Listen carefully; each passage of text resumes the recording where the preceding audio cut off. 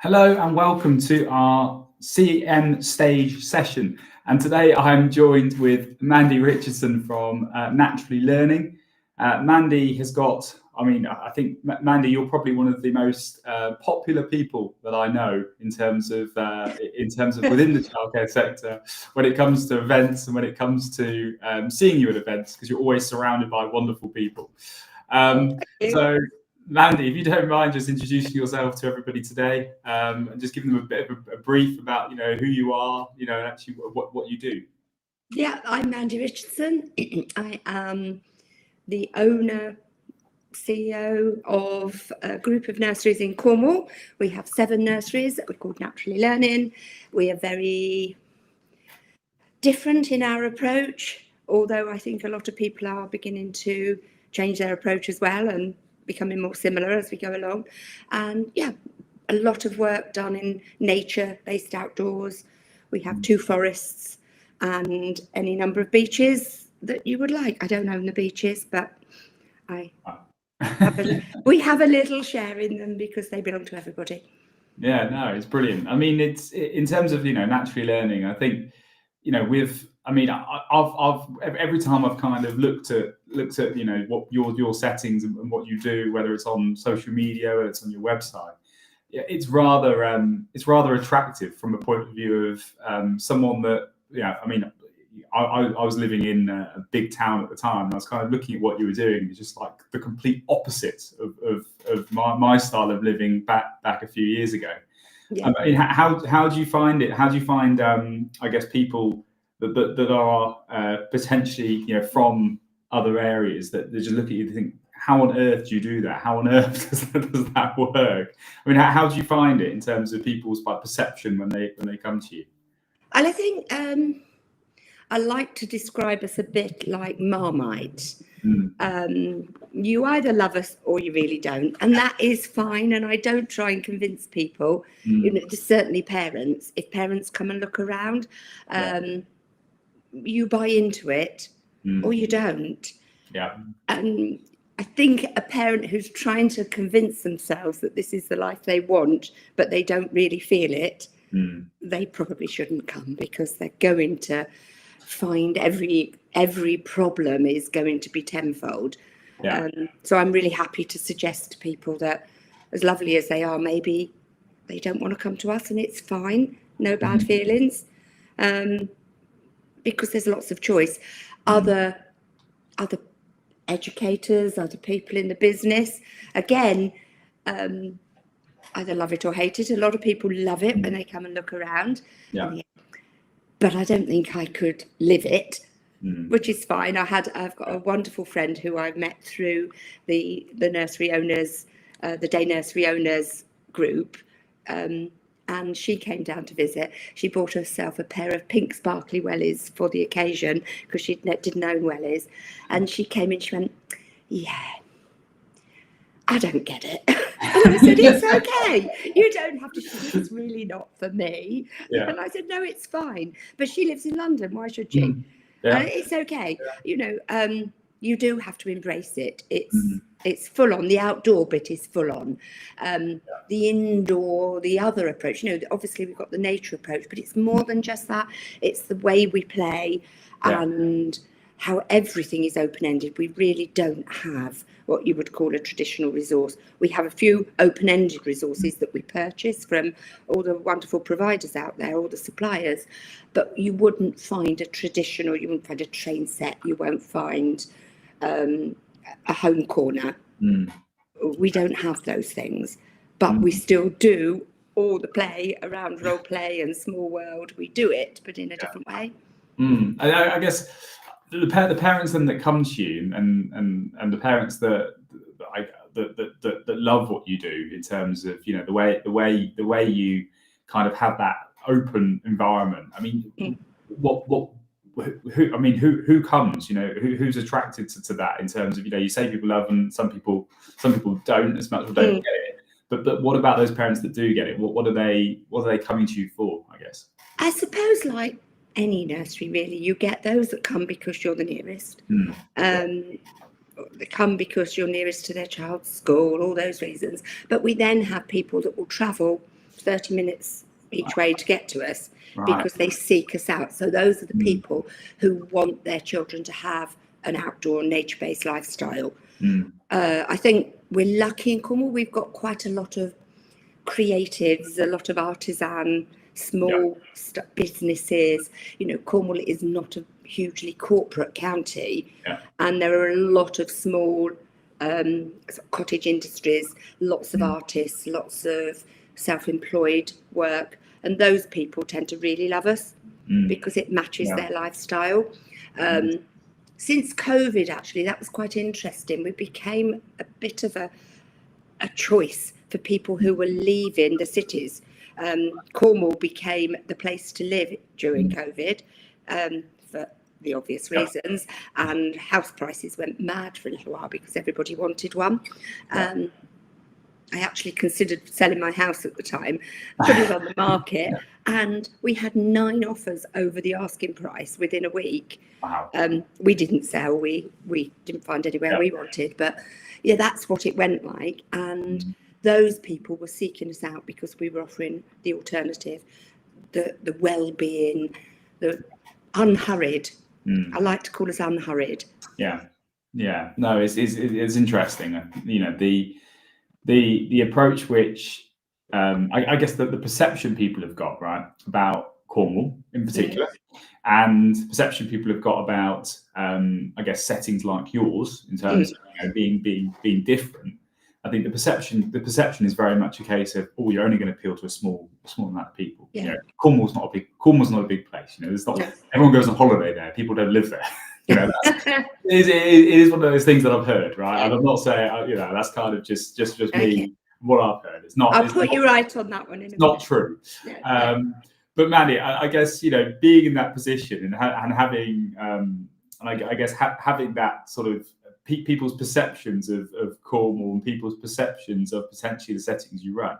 I mean, do you find that locally you're building communities, or are you finding that actually the communities are finding you? I mean, which way around is it? Are you helping the communities, or are communities kind of seeking you and seeking you? It is a bit of both, but I would hope it was us helping the communities. That would be what I set out to do. Going back to what Cornwall's like, people don't realise that Cornwall is one of the most deprived areas in the country. The deprivation levels are high. In the days of the children's centres, we were in the first batch of areas to get children's centres. I used to work in them at the time. So there is a lot of poverty, there's a lot of unemployment because there aren't the big industries, and there is a lot of deprivation. So for me, the starting point was always to appeal to those families. I wanted to offer what was right for the local area, and what was right for all children. I'm hugely inclusive. Never say no to a child, no matter what. Never say no to a family. We'll bend over backwards to provide what people need, while still maintaining a business. I used to be too soft, and I got myself a business advisor because I'm really good at childcare. I'm really good at educating children, not very good at the business side. So I got help, and he said, it's all right being kind and keep offering everybody all this for nothing, but when you run out of money, you'll have nothing to offer anybody. And that turned my understanding, so I became more financially aware. Still not the best at it, but I employ somebody who does it now for me because it's easier that way. But yeah, we appeal to all sorts, and we'll have absolutely anybody come who wants to be with us. Good.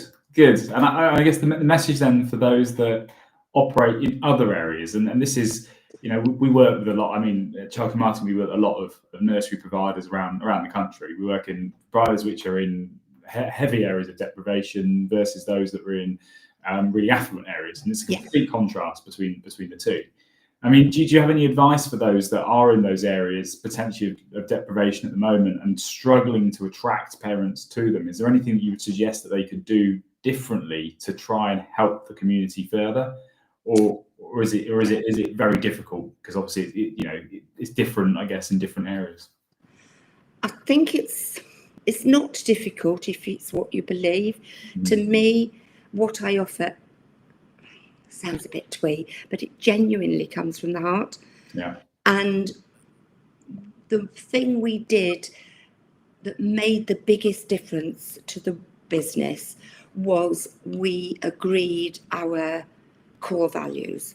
Right. We agreed the bits that I would go to the wall for, and I would fight to the death for, and I will protect those.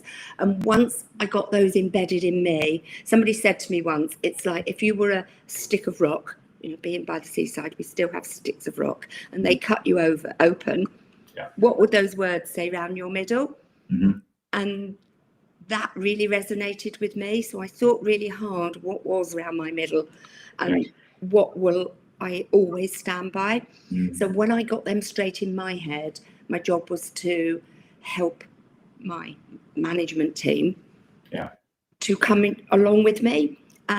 We've tweaked them over time because we all have to own them. It's not just about me, but we all believe those.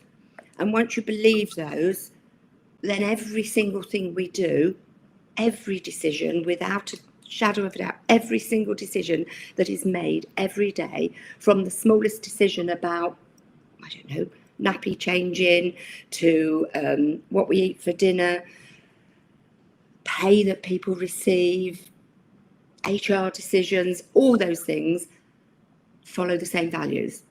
Wow. And they're embedded into our contracts. Yeah. And it's embedded into people's job descriptions. Wow. And that is what keeps us all on the same path, because it's consistency. Every day, every single member of the staff knows that we all expect the same. And I also empower every member of staff to challenge any of us if those things aren't in place. Challenge each other, challenge us, because if you ignore something, if you walk past something that doesn't quite sit right with you, you might as well have condoned it. So I don't walk past anything. I'm not horrible about it, but if I see something that's not quite of our values and of our core belief, I will stop and chat to the member of staff and explain why. That's all. Just explain why and why it matters, and I always give them the reason why it matters, and then they don't do it again. No, it's brilliant. Because they learn, and I learn. We all learn every day. It's always about learning, and sometimes I get things wrong, and my team can tell me, and that's cool. We all do, don't we? Yeah, and also, if I walk past something that's wonderful, I don't forget to tell them that as well. Yeah, you've got to look at the positives and the negatives. Absolutely. So it's a long way, and I haven't really answered the question there. But we set our values, and what I believed in is I think all children deserve the best in life. And I want to offer all children, no matter what their background, is something to aspire to. So our nurseries are beautiful. They look beautiful. That doesn't mean to say they cost any more than anybody else, but I put a lot of effort and emphasis on what things look like, because I want the children to feel surrounded with beauty. Because sometimes where they're living, maybe not very beautiful. Quite a lot of poverty. They haven't got lovely things, but everybody deserves to have something lovely in their life. And it's as simple as picking some wild flowers when I walk along the hedgerows and putting them in a vase on the dinner table. It makes the children feel special. They feel valued. We lay the tables like you would in a restaurant. That doesn't cost any more money. No. And thought, isn't it, that goes into it? It's the thought. There's a lot of work goes on in the background to get the tiniest of details right. And just so visually, aesthetically, they feel like a beautiful place. And children and staff who might be coming into work or into nursery from a stressful home life should be able to walk in and go, this feels good. Simple things like we burn lavender oil. So when you walk in, it smells of lavender, not of pooey nappies. But it's about that. It's about offering people something more than you would normally expect. It's like the feeling we all get if we go to a nice hotel that's maybe a little bit out of our price range, and we go, oh, I wish I could live like this every day. But we can't. But you can do little things. Yeah. No, I guess that's a big message, because empowering your team, which is one thing, and this actually, I've had 2 webinars in the last 2 weeks that I've been on. The one thing that's been said, and the one common message is speak to your team.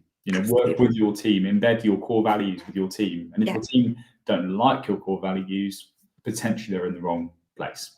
Absolutely, yeah. And it's not for everybody.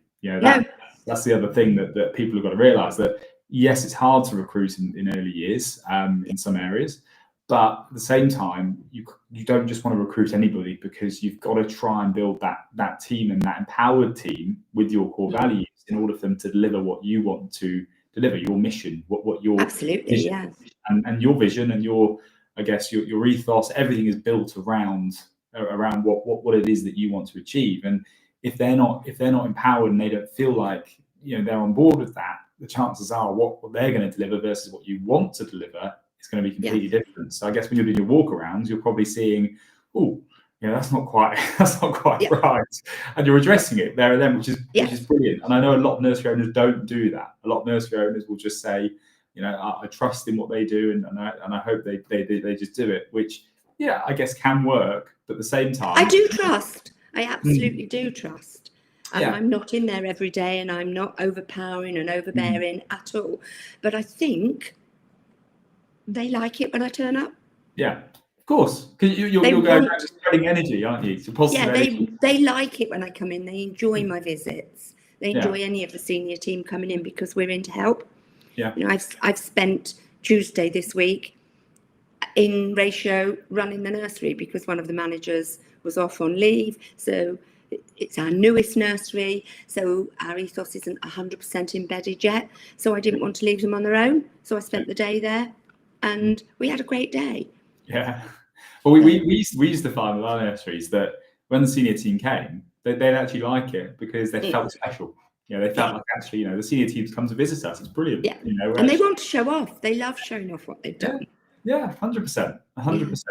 So, I mean, obviously, team empowerment being a massive key area. And then the second thing is, developing your, I guess, setting, or your nursery to being what you want it to be. And that can be different depending on, what absolutely, you're I think the people call it the USP, what you're trying to sell. I've never actually thought about what I'm trying to sell.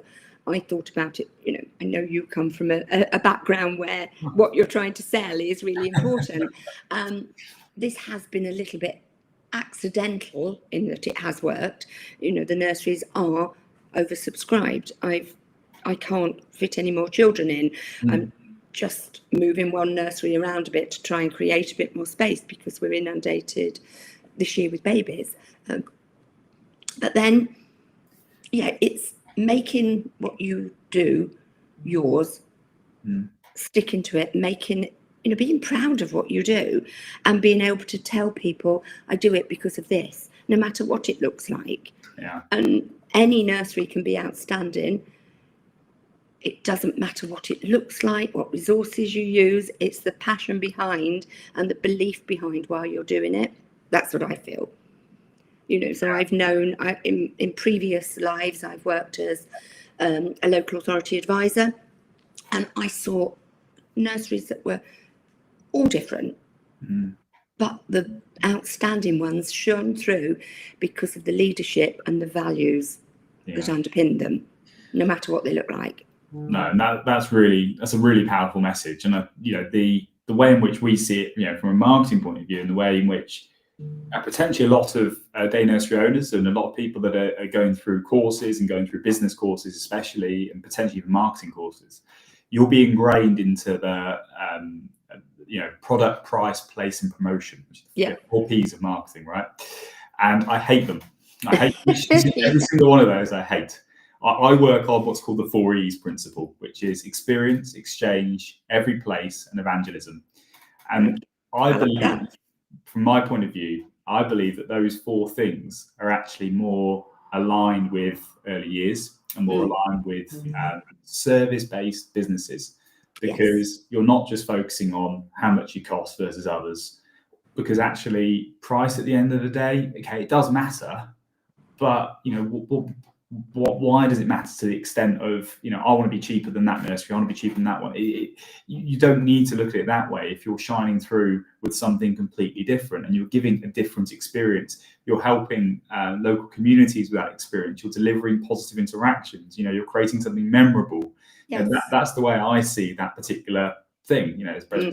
So what's the experience you're doing? You can price yourself however you want if you're delivering an experience that matches what you're pricing yourself at. Absolutely, yeah, I agree with that. We're the most expensive in the area. I don't apologise for that, because I believe you get what it's worth. And you're oversubscribed. I'm oversubscribed. Having said that, I said we are inclusive. Yeah. If children are on deprivation funding, 2-year-old, the old 2-year-old funding, any level of deprivation, they get it for nothing. They just use their funding. So that is just part of our value statement, that no child will miss out because they can't afford it.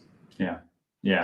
But those who can afford it pay their bit towards it, and those little bits of consumable fees go towards helping, and the fact that our prices per day slightly more than other neighbouring nurseries, that's okay.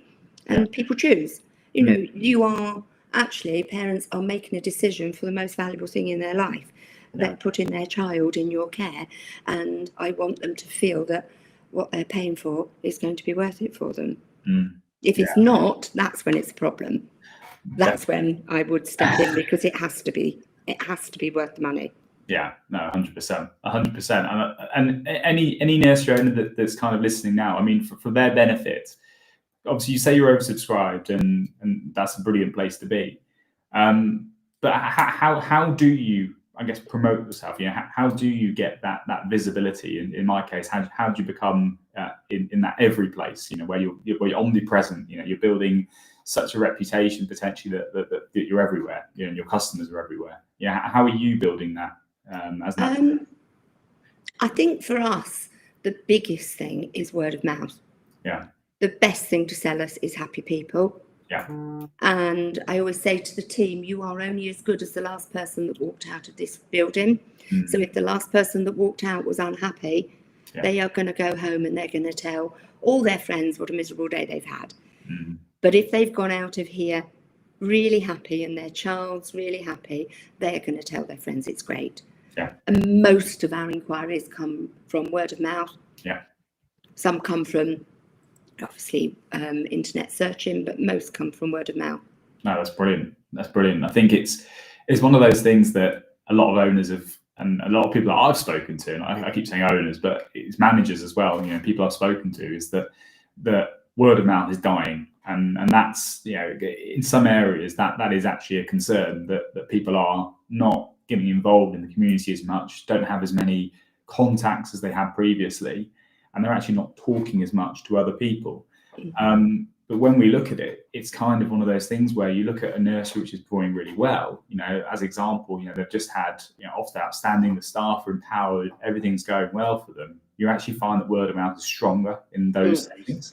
And I'm not saying it's just the difference between Ofsted in terms of good and outside. No. You can have a very happy nursery that's good, even have a very happy nursery that's inadequate. There's no link between that. But the big thing is that in terms of response, I think happy staff leads to happy children leads to happy parents, and then happy parents leads to word of mouth growth, which is absolutely the staff are the most important thing you have anyway. They are your biggest cost, but they are your best resource. And they make the difference. Definitely. Absolutely make the difference. And we value our staff hugely, from the simple things, their uniform. They had a say in what their uniform looked like. Surprisingly, we didn't want to logo any uniform. We thought nobody wants to walk around with some great logo on their chest.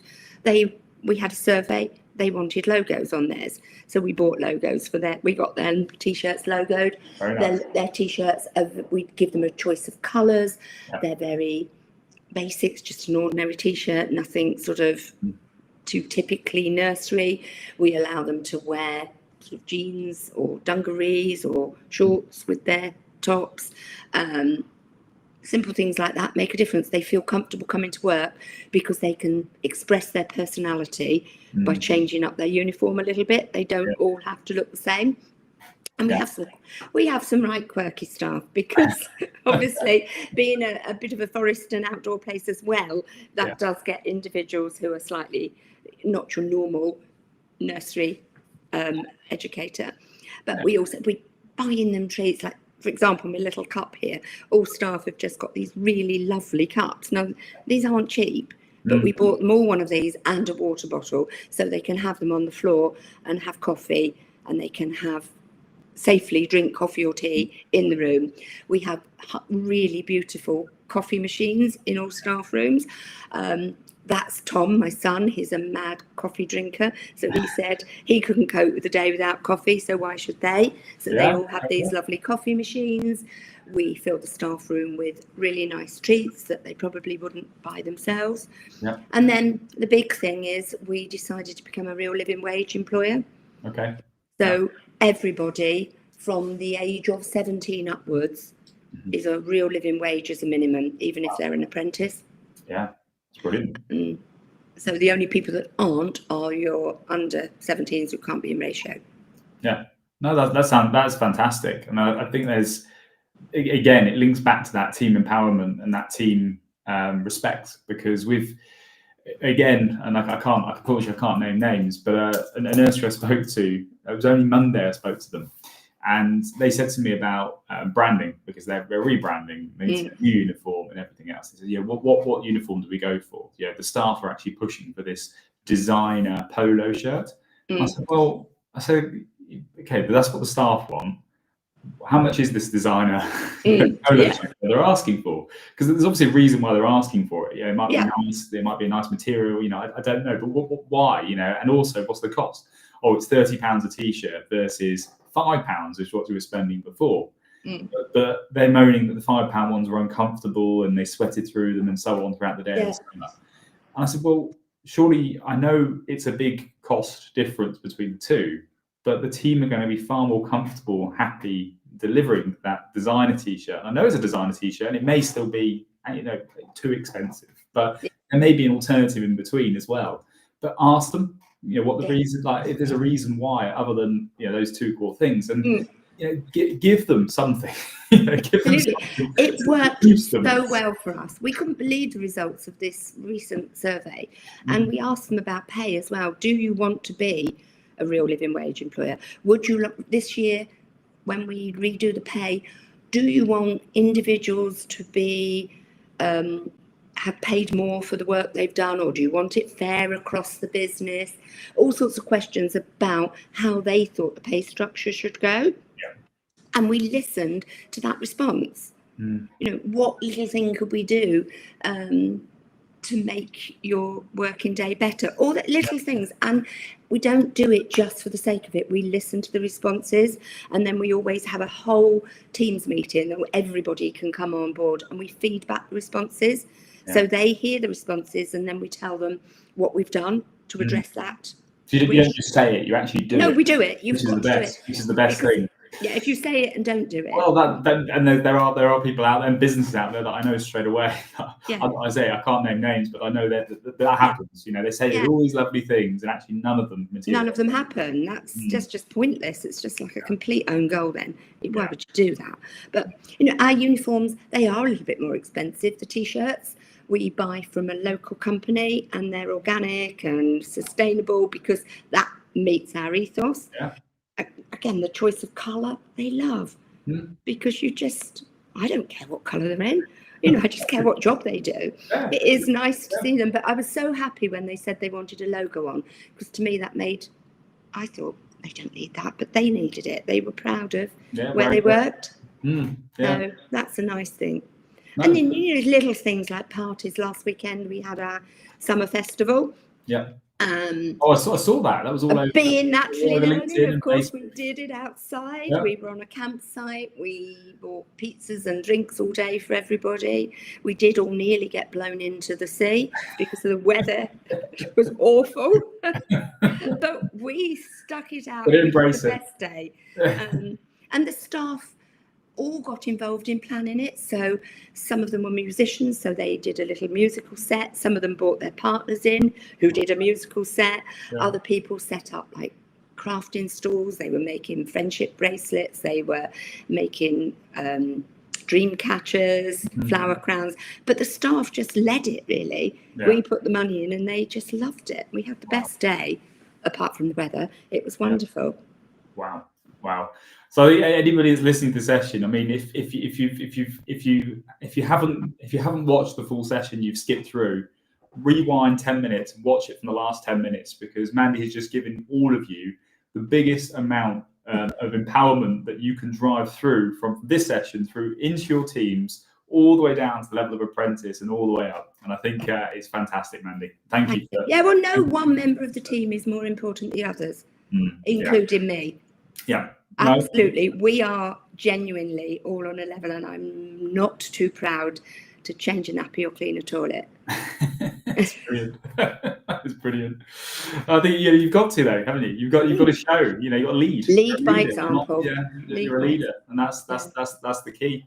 So I'm conscious on time, and I realise we've probably overrun a little bit. So apologies for that, Mandy. But before we wrap up, if you don't mind, I mean, you've obviously got your Cornish conference coming up soon.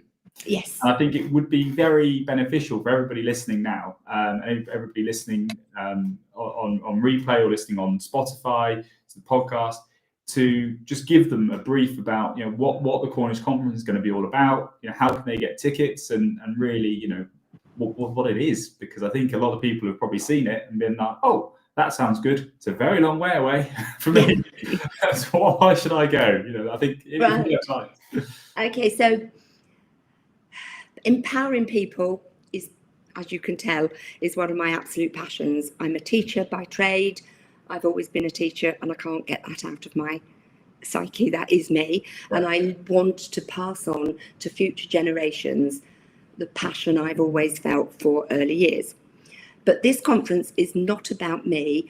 I'm just involved in bringing it together. It's not about naturally learning, which is why we've set up the Cornish Early Childhood, because I don't want people to think this is naturally learning, getting rich on bringing other people in. It's absolutely not about that. This is actually a collaboration. I reached out to Happy Days Day Nurseries, who are the biggest chain group provider in Cornwall, and they agreed to come on board with me to help us organising it. So in the background, there's a team of naturally learning staff and a team of Happy Days Nursery staff working together, collaborating, which is lovely, because one of our nurseries is 2 doors away from one of their nurseries, and yet we're still friends. Yeah, working because together. That's what it should be like. So we're all working together. They're fantastic at their marketing team. They're putting stuff out for us, and we're sharing ideas of who we can invite. So basically, as you said earlier, you said I was popular. I'm not some sort of celebrity, but I do talk to anyone, and I love people and I love networking. So I reached out to everybody I knew and said, come to Cornwall, come and talk, share what you do, because I go everywhere, because I think you learn by going and listening and seeing other people. So I go to any event that's on offer, if I can get there, and I've learned a lot. But I noticed that a lot of people in Cornwall don't tend to go out of county much, because it's a long way, it's expensive, and we can't always justify that. So I was reaching out to people I knew could make a difference to their nurseries here, and said, bring your message to Cornwall, because we need it. But it also is not just for Cornwall, because we have got the most incredible speakers. I'm actually so excited to listen to them all. And we've got incredible suppliers coming down. I actually can't believe all these people have said yes to me. And we have got people coming from all over the country to the event, paying to come. We've deliberately kept it affordable. It's only £30. you can't get any conference for that price. It's affordable because I've reached out to people to help me make it affordable by sponsoring different things. It's going to be like a party. It's not going to be, you will all go away